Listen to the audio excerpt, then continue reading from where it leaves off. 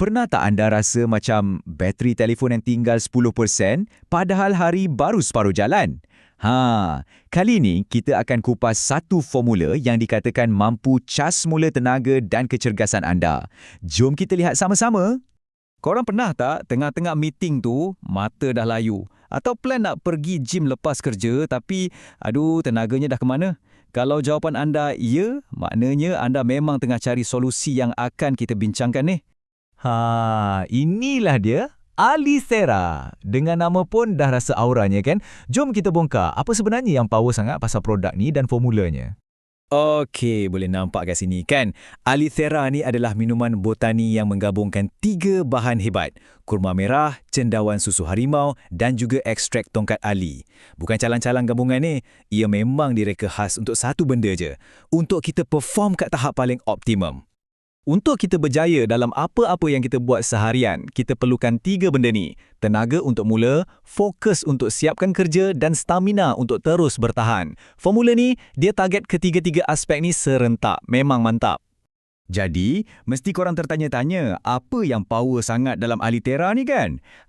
Dia ada 4 adiwira semula jadi dan masing-masing ada kuasa unik tersendiri. Jom kita kenal sorang-sorang. First, kita ada kurma merah dari China. Dalam perubatan tradisional, orang panggil dia tonik darah. Senang cerita, ia bantu darah kita jalan lancar, bawa oksigen ke seluruh badan. Bila oksigen cukup, barulah bertenaga. Plus, antioksidan dia tu tolong badan kita repair masa kita tidur. Tidur pun lagi nyenyak. Seterusnya, kita ada khazanah hutan Malaysia, tongkat ali. Yang ni bukan setakat untuk kekuatan fizikal dan sukan je tau. Ia juga sejenis adaptogen. Maksudnya, ia bantu badan kita handle stres. So, bila ada tekanan kat office ke apa, kita boleh kekal lebih tenang dan terkawal. Yang ketiga ni, special sikit. Cendawan susu harimau. Ini memang rahsia orang-orang lama kat Malaysia. Secara tradisinya, ia digunakan untuk menyokong kesihatan paru-paru. Bila paru-paru sihat, oksigen masuk pun cun, so tenaga pun ons. Dan yang terakhir, inulin yang diimport dari Jepun. Cuba bayangkan, usus kita ni macam taman. Bakteria baik tu pokok bunga. Dan inulin ni, dialah baja premium untuk pokok-pokok tu. Bila usus sihat, semua khasiat dari bahan-bahan tadi dapat diserap dengan lebih baik. Power dan?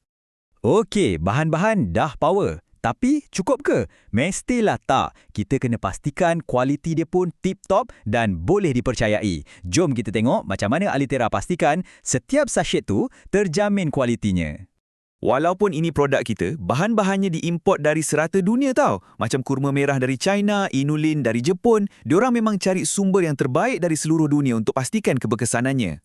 Dan of course, benda paling penting untuk kita kat Malaysia ni, ia disahkan halal oleh JAKIM. Jadi tak perlu was-was. Logo ni jaminan kualiti dan kesucian, so kita boleh konsum dengan tenang.